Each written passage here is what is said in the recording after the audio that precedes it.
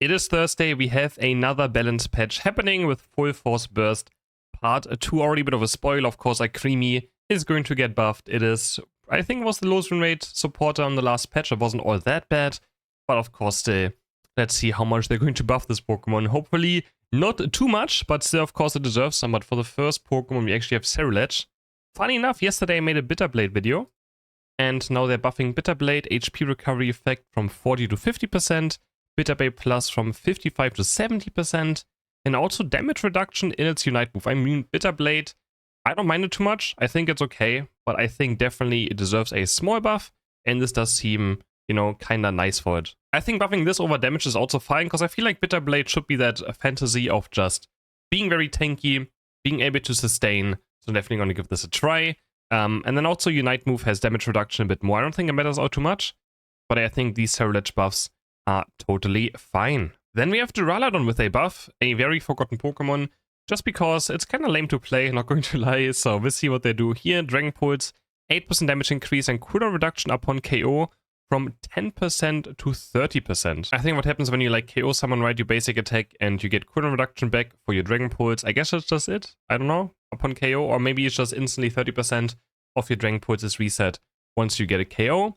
And then we have the Unite move finally being unstoppable. It took them quite a while to buff this. Same for some other Pokemon. I think most probably should be unstoppable by Unite moving, because there's nothing more frustrating than getting your 1 minute cooldown cancelled very easily. Because there's so much CC in the game. It happens without even paying attention. Or like, even if you pay attention, you just randomly get hit by a mini stun and Unite move gets cancelled. So that's going to be very fun. And I'm definitely going to give Duraludon a try with Dragon Pulse and then see how it turns out. Of course, you can play this in top path, and bot path, and central area, and solo queue. Duraludon kind of works everywhere. Definitely. And now, scary. I'm not sure why I see this face right here, but they are buffing Leafeon. Solar Blade damage increased 10%, 6 to 0%, depending on charge time. Okay. So more charge time, more damage. Of course, I'm going to test this to see how it really is.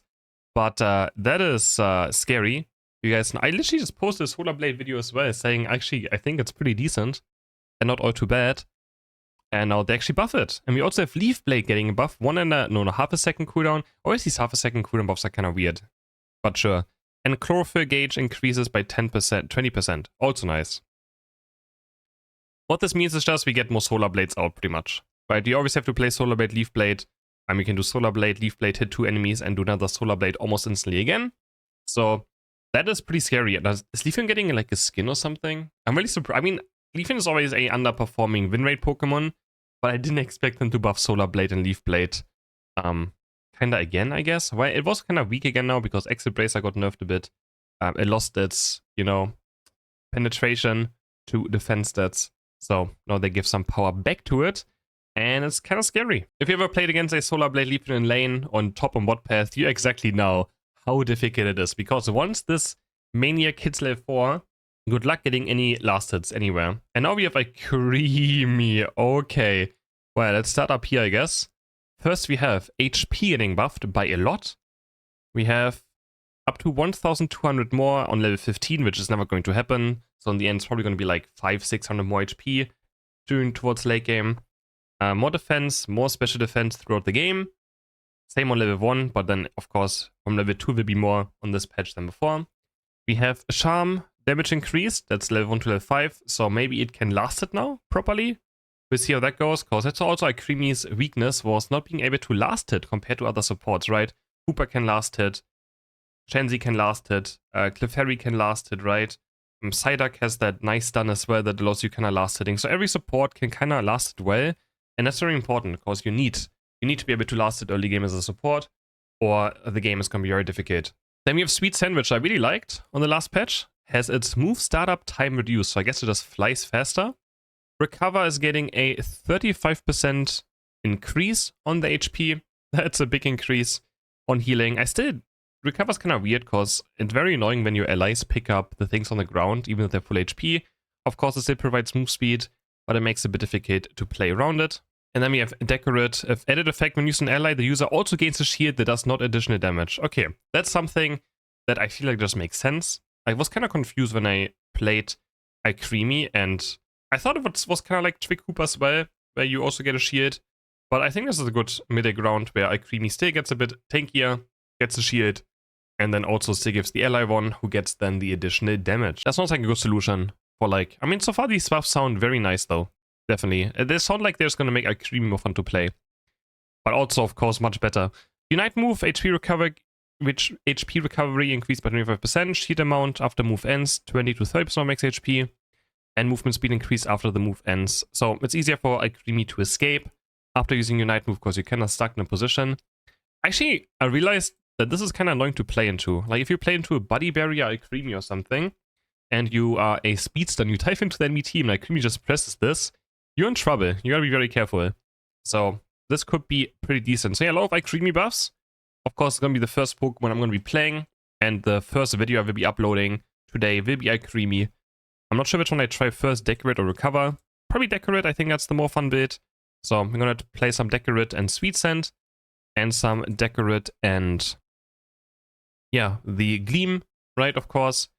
And after that, also gonna play some Healing. But that probably I will be uploading tomorrow. I'm not gonna do back-to-back Alcremie videos. But yeah, gonna of course play it as the first Pokemon, if I get it even today. Right, if I get it. So, now we have nerfs. So this is for the buffs. For pretty reasonable buffs, I would say. This makes sense. This is scary though. This makes sense. Alcremie will see if it's too much. And now for the nerfs. So you have Blissey, which currently is still one of the top performing Pokemon. Safeguard getting a 10% shield decrease and also cooldown 1 second higher. Makes sense. Blissey still an absolutely difficult Pokemon to deal with. And if you play against duo trios, you will understand why. Amarouche getting a Psyshock nerf. Okay, I expect them maybe to nerf Fire Spin. Because now they also nerf Armor Cannon at the same time, which is kind of weird. I think Armor Cannon doesn't deserve a nerf. Because, I mean, yeah, Armor Cannon, Psyshock, of course. So I thought they would maybe nerf Fire Spin, but no, they're actually nerfing Psyshock by 10%. I mean, so far these nerfs seem pretty lightly still. They don't want to over-nerf something. See, and then we have Blaziken, of course, currently the highest win rate Pokemon in the entire game. And a Fire Punch is getting a 12% decrease. And I do think Fire Punch did too much damage. Like, really, it did too much damage. And also Unite move, though, getting the shield amount from 12 to 9%. So how was it last patch? Let me go. Let me just check the last patch right here. Go to Blaziken. So Blaziken, it went from 5 to 12%, right? The shield. And now it goes from 12 to 9%. So that's still, you know, overall still buff in the end. So that is totally fine. And yeah, I mean, Blaziken definitely, if you, I mean, we can look at win rates if you guys want. But Blaziken definitely was a top performing Pokemon. So they hit 3 of the highest win rate Pokemon on this meta right now currently, if you go right here. Unite API. And yeah, you can see win rate, of course, currently in German. I wish I could just always have it in English, but it doesn't matter. So Blaziken top performing, Amarouche top performing Pokemon, and also Blissey. If you go to Blissey right here, you will see that Helping Hand and Safeguard has a crazy win rate. You can see it's the 53% with X speed for 54%, with the eject button 55. So you can see why Blissey's getting nerfed in case you're wondering. Makes sense. Softboard Egg actually an underperforming build, having less than 50% win rate. And yeah, Blaziken topping the board by a lot, so very deserved. If you look at this, I mean, I think some of these win rates are still kind of scuffed from being a new season. But yeah, interesting. A small patch, but honestly not the worst patch. I think this is good that they hit some of the more annoying Pokemon. At the same time, yeah, it's a very small patch. It's a very small patch.